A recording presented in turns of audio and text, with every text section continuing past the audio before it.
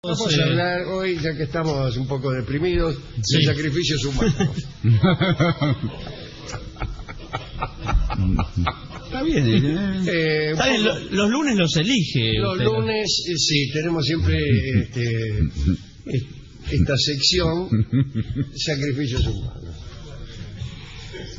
Bueno, la idea de tener contentos a los dioses o calmar su furia mediante sacrificios es una noción muy común en los ritos de muchos pueblos primitivos.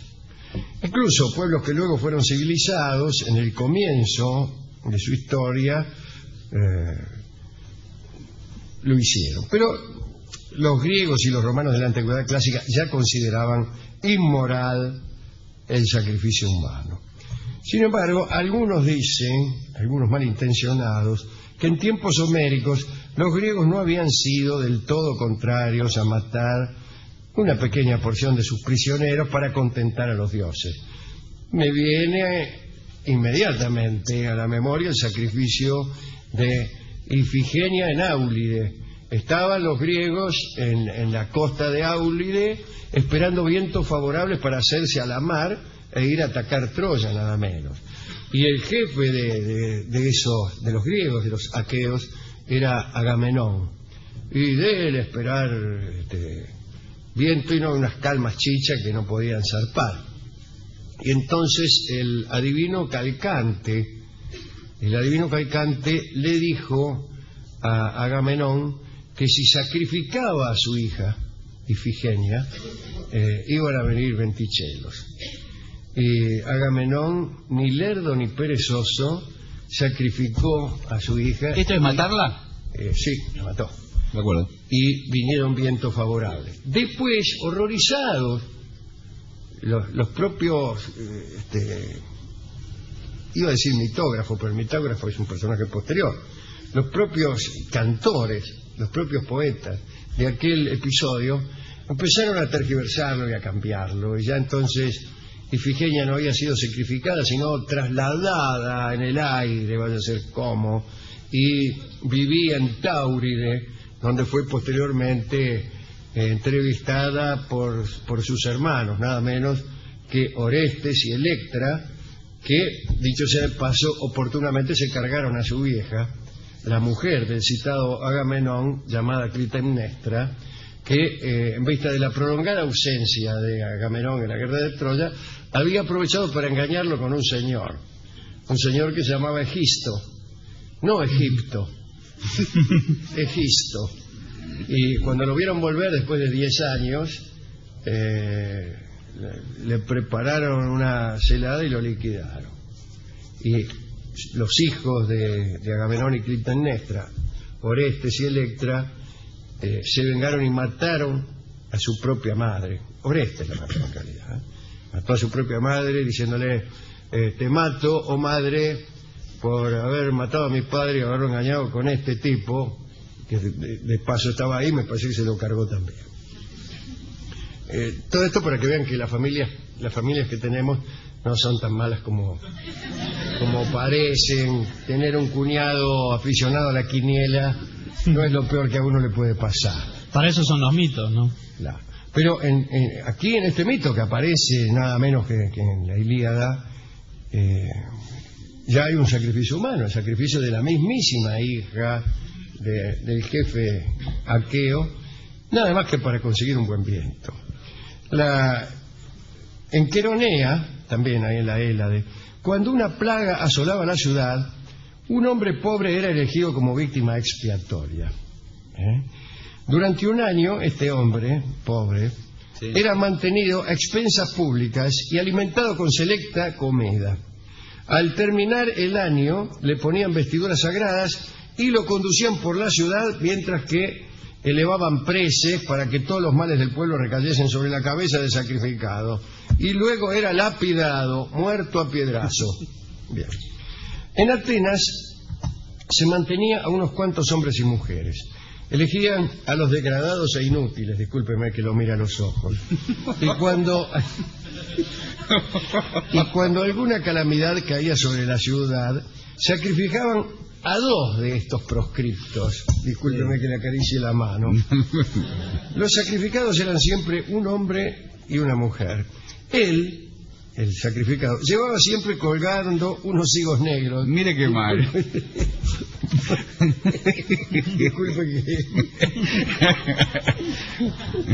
Disculpe que me ponga de pie. Y ella unos blancos. Y también la muerte era por lapidación. En una isla había un lugar conocido como Salto de los Amantes. Creo que era Neutaralia, pero yo no reconozco esta isla, puede ser una falla de la copia. Ubicado en una especie de cabo, un promontorio que avanzaba hacia el mar, y los lugareños se acostumbraban a lanzar anualmente un criminal al mar. Pero para frenar la caída, pues les parecía demasiado cruel arrojarlo así directamente, le ataban aves vivas y plumas para suavizar la caída. Le ataban, qué sé yo, ponerle 5 gallinas. Pero viva, qué feo, el Viva, griterío. una ave muerta es un peso igualmente muerto. Si usted quiere sostenerse en el aire, átese, ponele igual no lo podían 5 sostener. tucanes. Y además plumas. Entonces se ve que, bueno, ¿qué puede esperar de gente que creía que tirando un criminal al agua iba a mejorar todo? Bien. Allí, cuando las cosechas eran malas, en este mismo lugar, se mataba a un sacerdote para que el dios pudiera infundir a la tierra sus energías naturales. Bueno, en la antigua Roma, muy al comienzo de... Estoy pensando, después el comienzo es bastante cercano, porque Roma fue fundada en el 770 y tanto, 76 quizá. En determinados días se arrojaban al Tíber algunos hombres o mujeres para conjurar las calamidades. Venía mal la cosa, tiraban 4 o 5 al río. Con el tiempo, sin embargo, las matanzas terminaron y se dispusieron unos actos simbólicos que consistían en arrojar al Tévere unas muñecas de lana o junco. Ah, no, de lana o junco. Lana o junco. Creí que era una invocación. No. En la época de los idus de mayo. Cuenta Gibbon, que el autor de Decadencia y Caída del Imperio Romano, que los soldados romanos se acobardaban durante los primeros encuentros con los celtas, porque los celtas eran feroces y se lanzaban a la batalla murmurando cantos extraños y corriendo totalmente desnudos contra las filas romanas. En realidad no sé por qué se acobardaban. Un hombre desnudo y cantando es de lo menos temible en la batalla. Sí. Es mejor un hombre armado y con protección, con un sable en la mano, a caballo, yo qué sé. Lo mismo sucedía con los aztecas. No, lo mismo no sucedía con los aztecas. Me había olvidado decir que, y aquí sí cabe el terror de los romanos, que los celtas capturaban a los soldados romanos y luego los utilizaban como víctimas de espantosos sacrificios. Ahí sí, un hombre desnudo corriendo y cantando no me asusta. Un hombre que me va a llevar a sacrificarme a sus dioses me asusta. Sí. Voy a escribir un libro. ¿Cómo se titula? Lo que me asusta y lo que no. Y qué empieza lindo. así. Primero, me asusta alguien que me conduce a un sacrificio humano del que voy a participar en el papel de víctima. No me asusta Un hombre desnudo. un hombre desnudo cantando. corriendo y cantando.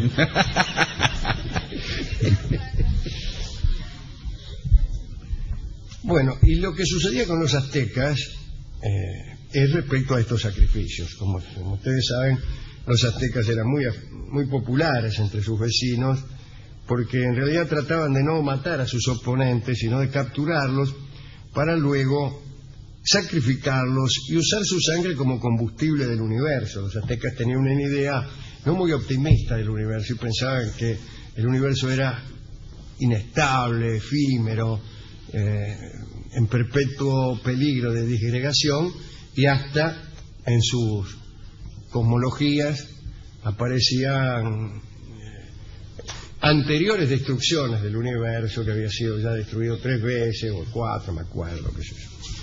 El caso es que la sangre de los enemigos ofrecida a los dioses mediante un sacrificio ritual, el famoso cuchillo de obsidiana, etcétera, servía como combustible que sostenía al universo e impedía o retrasaba su destrucción. Así que casi no te mataban en batalla, trataban de capturarte y después Sí. te arrancaban el corazón y se lo tiraban ahí en un lugar destinado a tal efecto. Tanto las fortalezas celtas como las entradas de las aldeas de los celtas, volvemos a los celtas ahora, estaban adornadas con cráneos. Qué lindo. Sí, esperaba que usted dijera eso, pero no se me ocurrió.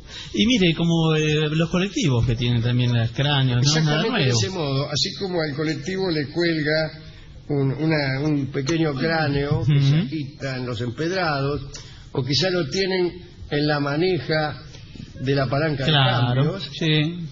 Los celtas utilizaban, ya que no cráneos de plástico, cráneos verdaderos de personas humanas, porque las bagatelas de plástico no le gustaban a aquellas civilizaciones, y los colgaban, eso sí, en las vigas de sus casas.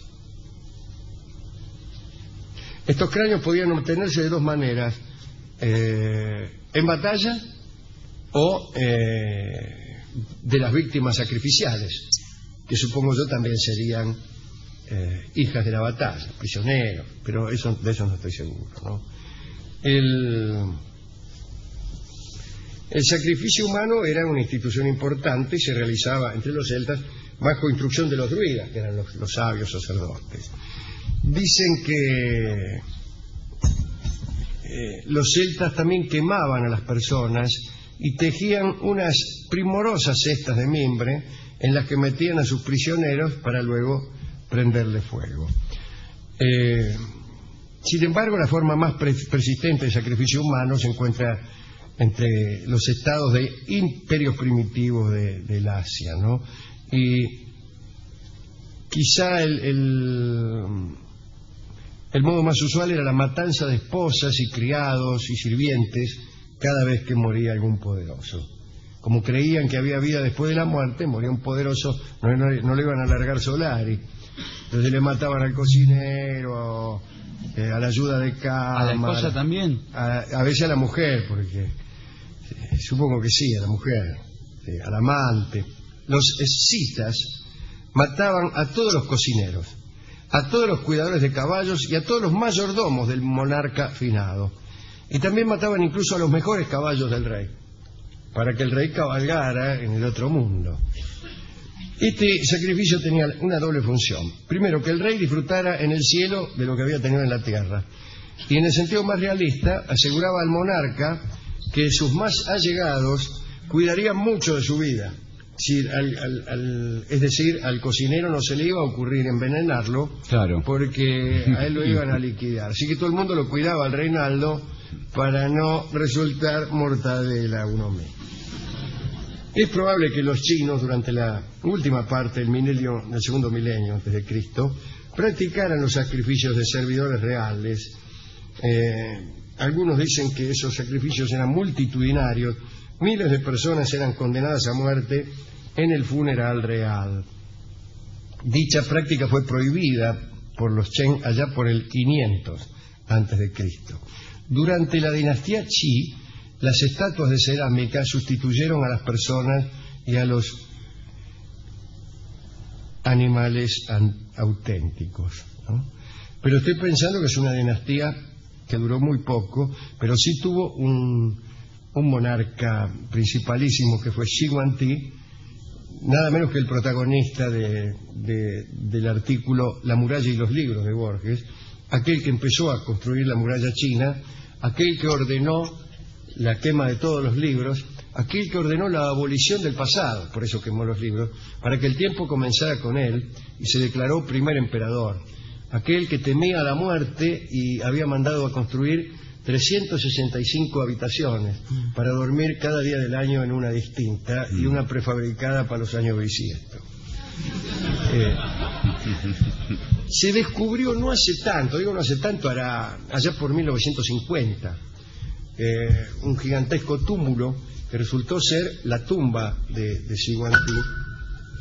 Y allí hay, y todavía las están desenterrando con enormes cuidados y parsimonia china, estas estatuas de cerámica que son centenares y centenares de guerreros, algunos a caballo, otros de a pie, que acompañaban a Siguantí en su ingente tumba. Los van desenterrando. Tienen un nombre, ¿no? Sí, los guerreros. Sí, creo que le han dado un nombre.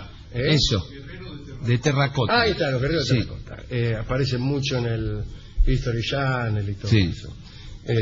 La mayoría está todavía enterrada, es muy difícil desenterrarlo, imagínense, ¿no? Estaban preparados para pasar la eternidad en aquel lugar, así que digo, de este descubrimiento ha venido esta conjetura probablemente de que durante esa dinastía fue que empezaron a sustituirse los personajes verdaderos por figuras de terracota, cosa que ha ocurrido en general, como hemos visto en otras civilizaciones. Ahí están los muñecos de paja que arrojaban al Tíber los romanos. Sustituir a la víctima de un sacrificio por un muñeco ya es un avance. Yo saludo ese avance de la civilización, el único que he observado en esta historia, porque veo que otras supersticiones todavía perduran, ¿no? Así que eso es un gran avance, uno de los últimos avances de la civilización. Bueno, otras cosas después. Sí, creo que el automóvil, y antes que eso, la sustitución de víctimas sacrificiales. Bueno, hemos ido a la discoteca y le hemos contado esta historia. Es muy interesante, la verdad que el discotecario, aparte hay sangre, hay todo. Y yo para todos los condimentos. Le dije que algunos reyes se hacían llevar también al discotecario. Claro. Liquidaban el discotecario para que le pusiera discos. Y rápidamente me dio una milonga que se llama Mano Brava. Puede entender él que el asunto venía muy pesado. Y salió corriendo. Mano Brava escucharemos en la versión de Salgán del Lío. Mano Brava, milonga que ha sido compuesta pensando en la situación comprometida de la víctima sacrificial.